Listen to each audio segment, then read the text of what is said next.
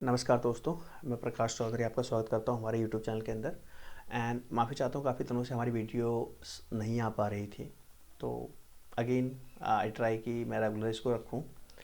और आज मैं एक नए टॉपिक के ऊपर आप लोगों से बात करने वाला हूं कि बेसिकली ये जो आईपीओस आ रहे हैं लगातार मार्केट के अंदर, और वो किस तरीके से पब्लिक का फ़ायदा करवा रहे हैं और किस तरीके से उसके अंदर रिस्क इन्वॉल्व हैं। तो जहाँ तक मैं अपने एक्सपीरियंस की बात करूँ तो आज तक मेरे कई सारे दोस्त रहे हैं जो कि आज काफ़ी अच्छे यूट्यूबर्स हैं और बेसिकली फाइनेंशियल फील्ड में डील कर रहे हैं। तो उनसे जब भी मैं पूछता था कि लाइक 10-10 लाख व्यूज़ आ रहे हैं, है ना, उनके 10-10 लाख व्यूज़ आ रहे हैं हर वीडियो के ऊपर।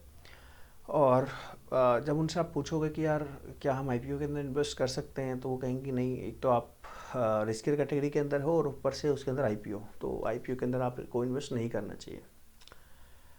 तो मेरे को लगता था कि यार आईपीओ भी तो एक मीडियम है जहाँ पे आप शेयर्स को खरीद रहे होते हो, और आप शेयर्स को फर्स्ट टाइम खरीद रहे होते हो। यू डोंट नो कि लाइक क्या पोटेंशियल है उस पर्टिकुलर शेयर के अंदर, राइट। वो शेयर हो सकता है बाद में जाके काफ़ी बढ़े, बाद में हो सकता है काफ़ी डाउन आ जाए।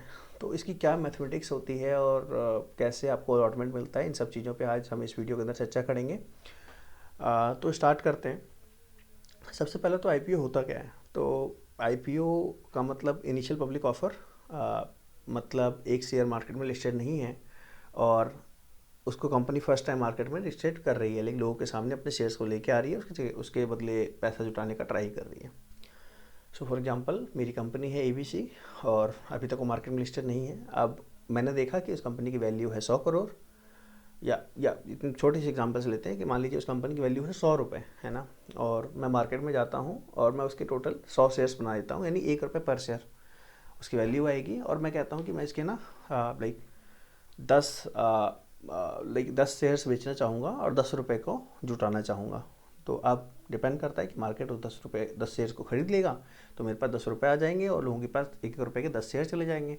कल को जब मेरे कंपनी की वैल्यू बढ़ के 110 रुपये हो जाएगी, तो वो जो 10 लोगों ने मेरे 1-1 रुपये के शेयर खरीदे हैं उनको 10% का मुनाफा होगा, और उनके जो पैसे की वैल्यू है वो तकरीबन 1 रुपये 10 पैसे के आसपास हो जाएगी। तो ये एक बेसिक कैलकुलेशन है, बहुत सारी और चीज़ें इन्वॉल्व होती है इन बिटवीन, बट ये बेसिक कैलकुलेशन है। अब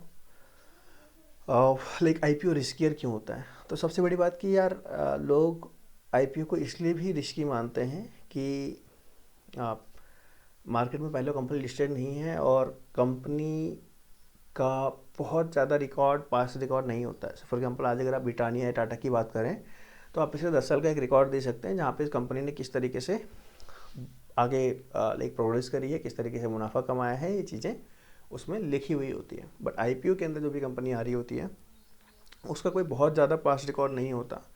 मैक्स टू मैक्स 3 साल या 5 साल का रिकॉर्ड जो कंपनी है वो पेश कर रही होती है फाइनेंशियल मार्केट में सेबी के आगे, टू गेट द अप्रूवल। तो आपको वही रिकॉर्ड दिखता है, और रिकॉर्ड दिखता भी है तो उसमें आपको एटलीस्ट ये तो नहीं दिखता कि कंपनी ने कितना पैसा बना के दिया अपने इन्वेस्टर को, क्योंकि कोई इन्वेस्टर था ही नहीं। तो एक ये बात हो गई। अब हम ये समझने का ट्राई करते हैं कि इतने जो फाइनेंशियल एडवाइजर्स हैं वो आईपीओ से भागते क्यों हैं। इसका रीज़न एक ये हो सकता है, जहाँ तक मेरे को समझ में आया है, कि फाइनेंशियल एडवाइज़र आपको ना स्टेबल इनकम के बारे में ज्ञान देने का ट्राई करते हैं। मतलब they are trying to pitch you the things which are already stable, right. But वहाँ पे एक दिक्कत ये होती है कि आप ज़्यादा पैसा कमा भी नहीं सकते। मतलब मेरे ख्याल से 10%, 12%, 15% का मैक्सिमम रिटर्न आप निकाल सकते हैं। 15% से ऊपर तो कोई कोई निकाल पाता है शेयर मार्केट से, लिस्टेड कंपनियों के अंदर। तो ये चीज़ें रहती हैं। लेकिन आईपीओ में जब आप इन्वेस्ट कर रहे होते हैं तो कई बार लिस्टिंग डे पे ही पैसा डबल हो जाता है। अच्छा, पैसा डबल होगा या नहीं होगा ये किन चीज़ों पर डिपेंड करता है कि जिस कंपनी का शेयर आप मार्केट में खरीद रहे हैं, जिस कंपनी का आईपीओ के अंदर आप इन्वेस्ट कर रहे हैं, प्री बोली लगा रहे हैं पहले से ही, वो कंपनी कितनी ईमानदार है। सो अगेन मैं उसी एग्जांपल वापस आता हूँ कि मान लीजिए 100 रुपये की मेरी कंपनी है और मैं मार्केट में उसके 100 शेयर लेके आना चाहता हूँ। अब मेरे को ना लाइक ये भ्रम हो जाता है कि मेरी कंपनी 100 रुपये की नहीं है। मतलब भ्रम क्या, मतलब मेरे अंदर लालच आ जाता है और मैं डिक्लेयर करता हूँ कहीं ना कहीं से कि मेरी कंपनी जो है 200 रुपये की है सर। 200 रुपये की कंपनी है, मैं 100 शेयर लेके आऊँगा, पर शेयर जो है 2 रुपये की वैल्यू रहेगी।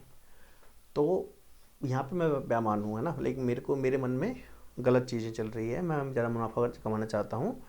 और इस रीजन के कारण क्या होगा कि मेरे कंपनी के शेयर्स जो भी खरीदेंगे खरीदने के बाद हो सकता है वो शॉर्ट टर्म में बढ़ भी जाए, बट जब मार्केट को रियलाइज़ होगा कि नहीं यार, इनके जो शेयर्स थे, इनकी जो कंपनी थी, उसकी वैल्यू इतनी नहीं है जितनी इन्होंने दिखाई इनिशियल डेज में, तो मेरी कंपनी के शेयर नीचे आ जाएंगे और मेरे जो इन्वेस्टर्स हैं उनका नुकसान होगा। तो ये एक तरीका है, एक वेल प्रूवन मेथड है किसी भी कंपनी के आईपीओ में इन्वेस्ट करने का, जहाँ पे आप ये देखते हैं कि कितने रुपए की कंपनी है और उसमें कितनी डिमांड चल रही है। अच्छा, जब भी आईपीओ आता है ना, इसके 2-3 पार्ट होते हैं कि लाइक आप आईपीओ को पूरा सब्सक्राइब नहीं कर सकते, आप आईपीओ के लॉट्स खरीदते हैं। मतलब जैसे शेयर मार्केट में आने के बाद तो आप कंपनी का एक शेयर खरीद रहे होते हैं, बट आईपीओ के अंदर क्या होता है कि हर कंपनी अपनी लॉट्स डिसाइड करती है कि लेट्स से मैंने अगर मान लो कि 100 शेयर्स निकालने हैं तो 10-10 लॉट के मैंने 10 लॉट बना दिए, और भाई जो भी इन्वेस्टर खरीदेगा वो 10 शेयर्स का एक लॉट ही खरीदेगा। मतलब उसके पास एक शेयर खरीदने का ऑप्शन नहीं रहेगा, ऑल्दो लिस्टिंग के बाद वो एक शेयर बेच पाएगा, बट इनिशियली वो एटलीस्ट जो अप्लाई करेगा वो 10 लॉट, मतलब एक लॉट और 10 शेयर्स के लिए अप्लाई कर रहा होगा। और उसमें तीन चार अलग अलग पोर्शन होते हैं जहाँ पे शेयर की अलॉटमेंट होती है। सो बेसिकली एक तो होता है QFI, क्वालिफाइड इंस्टीट्यूशनल, QIB, माफ़ी चाहता हूँ, 3 अलग अलग टाइप होते हैं। एक होता है QIB, क्वालिफाइड इंस्टीट्यूशनल इन्वेस्टर, मतलब एक बड़े बड़े ऐसे इन्वेस्टर्स जैसे इन्वेस्टमेंट फर्म, इन्वेस्टमेंट कंपनीज जो इन्वेस्ट कर रही होती है ना, तो उनके लिए कुछ पोर्शन रखा जाता है। उसका होता है HNI, मतलब हाई नेटवर्थ इंडिविजुअल, और तीसरा होता है रिटेल कैटेगरी, जो भी आपके और हमारे जैसे लोगों के लिए होता है। आप भी इन्वेस्ट कर सकते हैं HNI के अंदर, बट QIB के अंदर इन्वेस्ट करने के लिए आपके पास एटलीस्ट एक कंपनी रजिस्टर्ड होनी चाहिए जहाँ से आप इन्वेस्ट करेंगे। तो ये कुछ बेसिक सी चीज़ें हैं। आप हमें ये लगता है कि यार आईपीओ अप्लाई कर दिया तो हमें मिल जाएगा, ऐसा भी नहीं होता है। सो बेसिकली देखो, उसमें 2-3 चीज़ें हैं कि आपका प्रॉफिट कब बनेगा, जब मार्केट में आईपीओ की डिमांड रहेगी।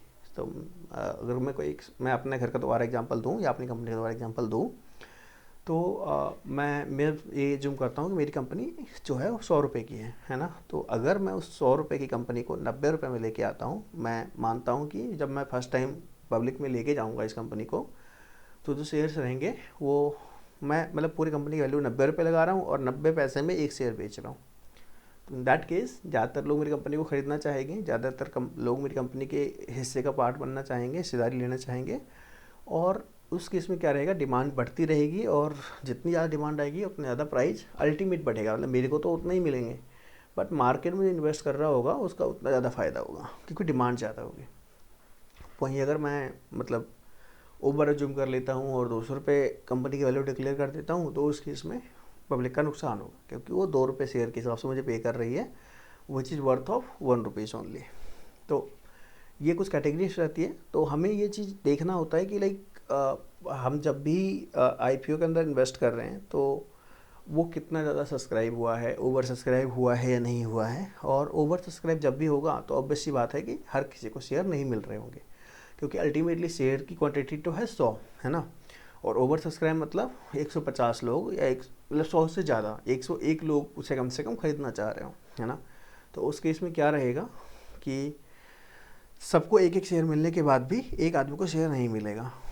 तो ये रहता है बेसिकली इस बात की गारंटी कि आपका पैसा कितना सेफ़ है और कितना सेफ़ नहीं है, लाइक कंपनी कैसी है इन्वेस्ट करने के लिए। अब इसके अंदर जो मेजरमेंट वाली चीज़ें हैं कि आपको किसका इन्वेस्टमेंट देखना चाहिए, तो ऑब्वियसली जिसका सबसे ज़्यादा जिसका हिस्सा है ना। तो सबसे ज़्यादा हिस्सा किसका होगा वो क्वालिफाइड इंस्टीट्यूशनल इन्वेस्टर का।